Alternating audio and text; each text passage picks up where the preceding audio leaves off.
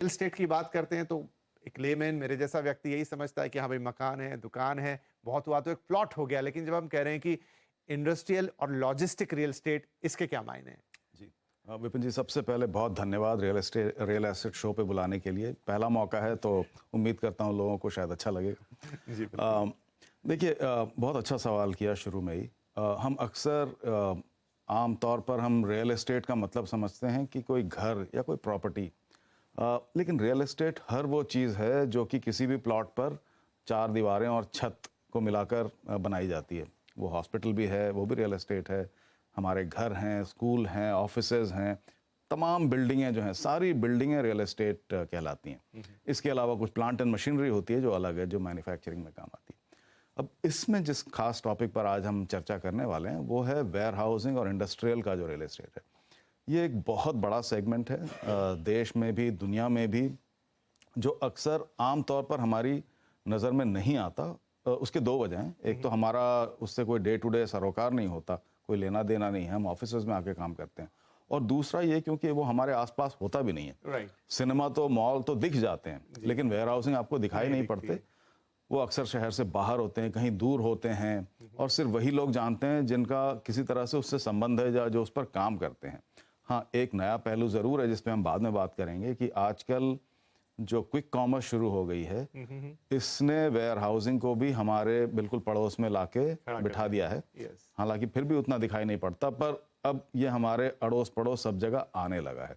जी। तो real estate का वो पहलू है, वो हिस्सा है जो कि इकोनॉमी को बहुत हद तक मदद करता है चलाने में।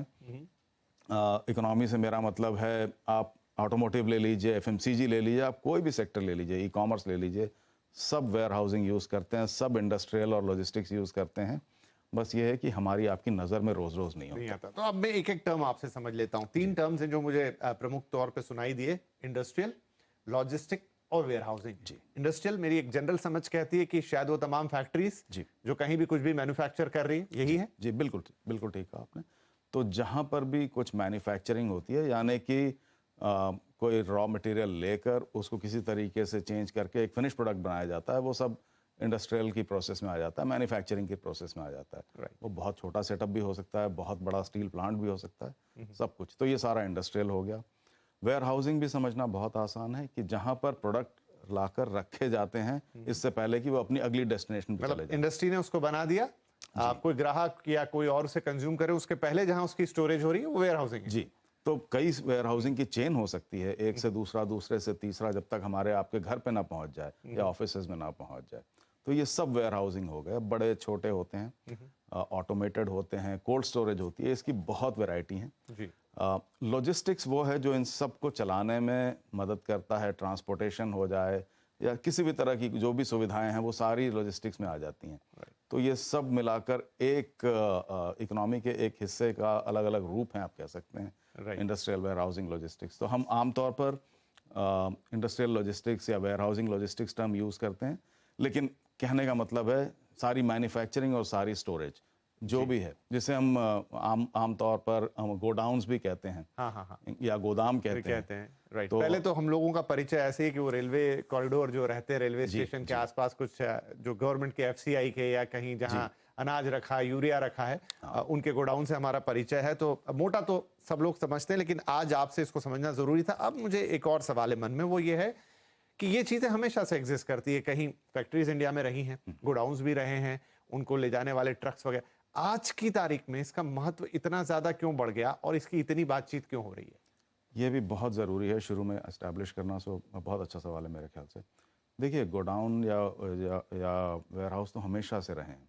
फूड कॉरपोरेशन का नाम आपने लिया, जो हमारे देश का सबसे बड़ा, आप कह सकते हैं, वेयर हाउसिंग चेन रहा है। अ, एक और मेरा ख्याल है एक डेटा और है जिसे हम अक्सर बात करते हैं। मैं नंबर तो ठीक ठीक नहीं लेना चाहूँगा इस समय, पर हमारी जो एग्रीकल्चरल प्रोड्यूस है, जी। इसका एक बहुत बड़ा हिस्सा एंड यूज़र तक नहीं पहुंच पाता, उससे पहले ही वो वेस्टेज में चला जाता है। ये जो वेस्टेज है, ये वेयर हाउसिंग की महत्ता को क्लियरली दिखाती है। तो मैंने एग्रीकल्चरल इसलिए नाम लिया क्योंकि वो पेरिशेबल है, और जितने भी पेरिशेबल आइटम होते हैं, यानी कि जो एक सीमित समय में ही जिनकी खपत हो सकती है, उसके बाद वो बेकार हो जाते हैं, अगर उनको अच्छी तरह स्टोर ना किया जाए तो वो आपकी सारी जो सेकेंडरी एक्टिविटी थी, प्रोडक्शन की एक्टिविटी थी, वो पानी में मिल गई या बर्बाद हो गई।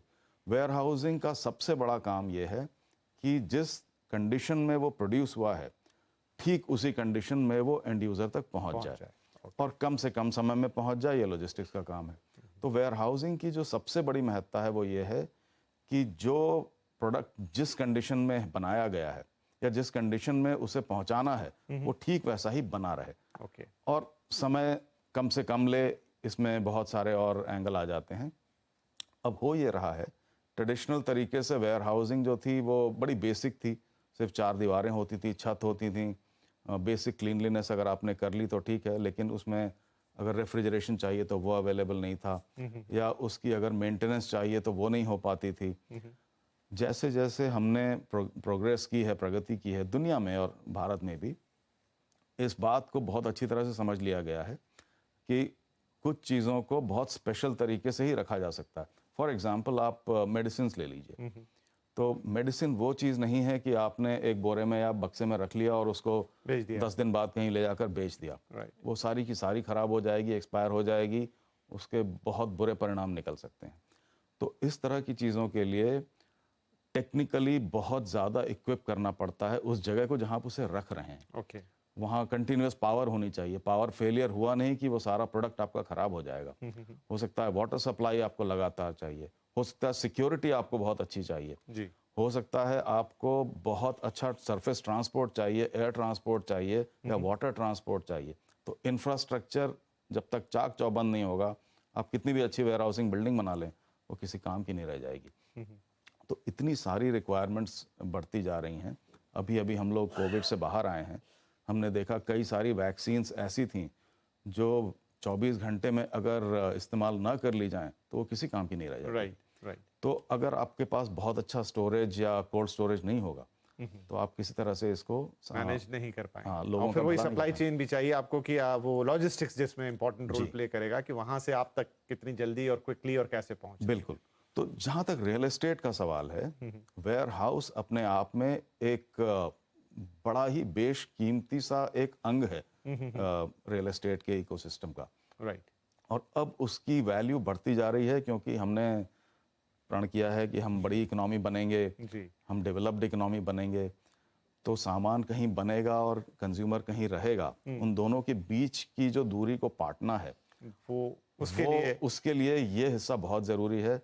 तो एक अगर वृहद पैमाने पर, बड़े पैमाने पर कहूँ, तो आप 20 ट्रिलियन 30 ट्रिलियन की इकोनॉमी तब तक नहीं बनेंगे जब तक कि आपका ये सिस्टम पूरा ठीक ना हो जाए, वेयर हाउसिंग लॉजिस्टिक्स का। तो मैंने बहुत दूर जाके बात कर ली। हाँ, लेकिन ये इम्पोर्टेंट है, एक बहुत बड़ा इसका हिस्सा है। जब आप कह रहे हैं कि हमें मैन्युफैक्चरिंग बढ़ानी है, हमें एक मैन्युफैक्चरिंग कंट्री बनना है, हर तरह की मैन्युफैक्चरिंग करनी है। चाइना +1 बीच में थोड़ा ठंडा हो गया था, लेकिन अब फिर से ये जो नया ग्लोबल इकोनॉमिक सिनेरियो उभरा है, इसमें फिर से इंडिया की पोजीशन थोड़ी सी उभरती हुई दिखाई दे रही है। तो आपको नई इंडस्ट्री भी लगनी होगी, फैक्ट्रीज लगनी होगी। सेमीकंडक्टर पे बहुत बड़ा काम हो रहा है गुजरात के अंदर। एप्पल का फिर से कुछ मैं सुन रहा हूँ अभी ये खबरें तो क्योंकि बिट्स एंड पीसेस में आती हैं कि फिर से जो चाइना की फैसिलिटी है उसका एक बड़ा पार्ट शायद इंडिया वापस आ सकता है। ऑटोमोबाइल मैन्युफैक्चरिंग मतलब अंत बहुत बड़ा है, विस्तार इसका तो काफी लंबा होगा। इसमें अब जो